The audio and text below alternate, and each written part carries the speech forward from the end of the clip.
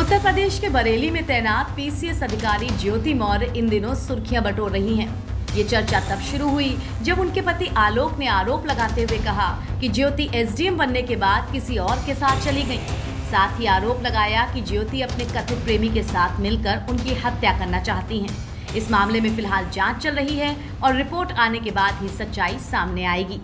जी हां, अफेयर और रिश्वत के आरोपों में घिरी एसडीएम ज्योति मौर्य मामले में अब नया मोड़ आ चुका है, जिसमें अब उनके कथित प्रेमी कमांडेंट मनीष दुबे की नौकरी खतरे में पड़ती दिख रही है। दरअसल मुख्यमंत्री दरबार से मामले की जांच के निर्देश मिलने के बाद होमगार्ड मुख्यालय ने प्रयागराज में तैनात डीआईजी को मामले की जांच के आदेश दिए थे।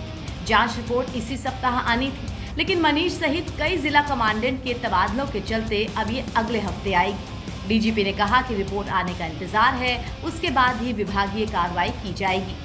बता दें कि प्रयागराज के आलोक कुमार मौर्य की 2009 में पंचायती राज विभाग में चतुर्थ श्रेणी कर्मचारी के पद पर नियुक्ति हुई थी और साल 2010 में उनकी शादी वाराणसी की ज्योति मौर्य के साथ हुई। शादी के बाद पत्नी ने सिविल की तैयारी की। 2016 में उत्तर प्रदेश लोक सेवा आयोग की पीसीएस परीक्षा में ज्योति मौर्य का 16वें नंबर पर एसडीएम पद पर चयन हुआ। आलोक ने कहा कि शादी के बाद घर में खुशियां थी, मगर पति पत्नी के बीच वो की तरह होमगार्ड कमांडेंट मनीष दुबे की एंट्री हो गई, जिसके बाद विवाद बढ़ता चला गया। कारण सर है मनीष दुबे के साथ उनका अवैध संबंध सर, जिसकी जानकारी सर हमें करीब साल भर पहले हुई, लेकिन सर उन्होंने कहा कि दोस्ती है।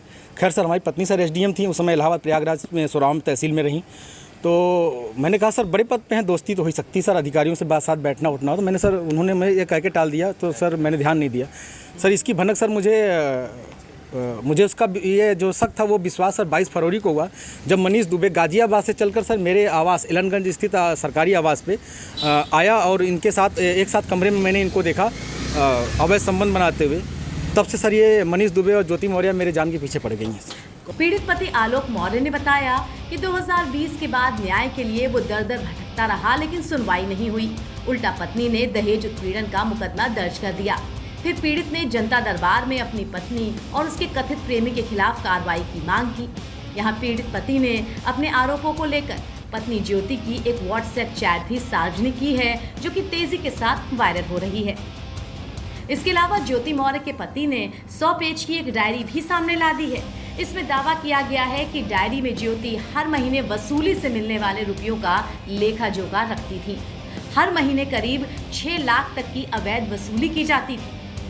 फिलहाल ज्योति के पति के दावों में कितनी सच्चाई है, ये तो जांच के बाद ही क्लियर हो पाएगा। उधर महिला पीसीएस अफसर ज्योति मौर्य इन सभी आरोपों को खारिज करती हैं। उन्होंने बताया कि पति सफाई कर्मचारी हैं, अब वो उनसे तलाक लेना चाहती हैं। इसी कारण उनके व्हाट्सएप को हैक किया गया और ये चैट वायरल कर दी गई। पति उनसे 50 लाख रुपए और घर की मांग भी कर रहे हैं और इसी वजह से उनके खिलाफ प्रयागराज में दहेज उत्पीड़न का मुकदमा दर्ज कराया गया है। अब इस पूरे मामले में सच्चाई क्या है, इसके लिए सभी लोग जांच रिपोर्ट का इंतजार कर रहे हैं। एनबीटी ऑनलाइन की रिपोर्ट।